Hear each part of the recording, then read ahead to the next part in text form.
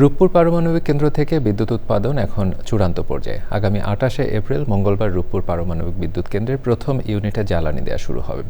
এদিন রাশিয়ার রোসাটমের ডিজি অ্যালেং লিসকভ উপস্থিত থাকবেন।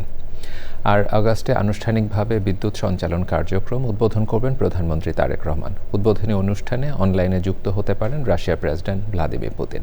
বিস্তারিত জানাচ্ছেন রফিকুল বাশার।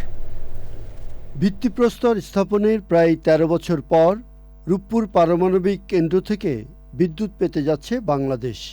মঙ্গলবার শুরু হবে জ্বালানি ইউরেনিয়াম ভরার কাজ। প্রথম ইউনিটে মোট ১৬৩টি ফুয়েল অ্যাসেম্বলিং করা হবে। এরপর আগস্টে হবে ৩০০ মেগাওয়াট বিদ্যুৎ উৎপাদনের আনুষ্ঠানিক যাত্রা। বিদ্যুৎ কেন্দ্রের জ্বালানি ইউরেনিয়াম দেশে এসেছে আরও আগেই।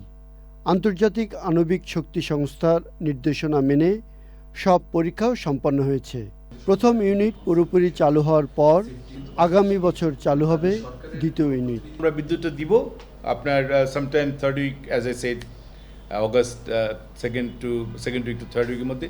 তখন মাননীয় প্রধানমন্ত্রী উদ্বোধন করবেন। তখন হয়তো আমাদের রাশিয়ান প্রেসিডেন্ট ভ্লাদিমির পুতিন সাহেবও থাকতে পারেন। সেকেন্ড ইউনিট যাবে আপনার middle of June next year. আমরা ফুয়েল লোডিংটা শুরু করব। ন্যাশনাল আইএ স্ট্যান্ডার্ড ফলো করেই আমাদের লোকাল জেনারেশন, লোকাল বাংলাদেশি ইঞ্জিনিয়ারদেরকে আমরা তৈরি করছি যে আগামীতে ওনারাই এটাকে আগে নিয়ে যাবে। মন্ত্রী জানান, বিদ্যুৎ সঞ্চালনে জাতীয় গ্রিড পুরোপুরি তৈরি, নিরাপত্তারও কোনো ঝুঁকি নেই। ফুয়েল লোডিংয়ের ১ মাস পর থেকেই আস্তে আস্তে করে আপনার ন্যাশনাল গ্রিডে যাবে।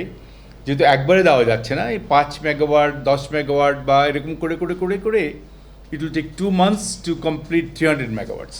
Around 10,000 tons of বর্জ্য যেটাকে বলি আমরা, ওইটার একটা ক্যাপাসিটি আছে যেটাকে স্টোরেজ করা হবে এবং আল্লাহ না কিছু একটা হলে এটা it will goes down to the ground. রাশিয়ার পাওনা শোধ করার সাথে বিদ্যুৎ কেন্দ্র চালুর কোনো সম্পর্ক নেই বলে জানান মন্ত্রী। Rafiqul Bashar, channel I, Dhaka. ২০০-র বেশি সার্ভিস ও ফিচারে লেনদেনের সব বিকাশ অ্যাপে সম্ভব।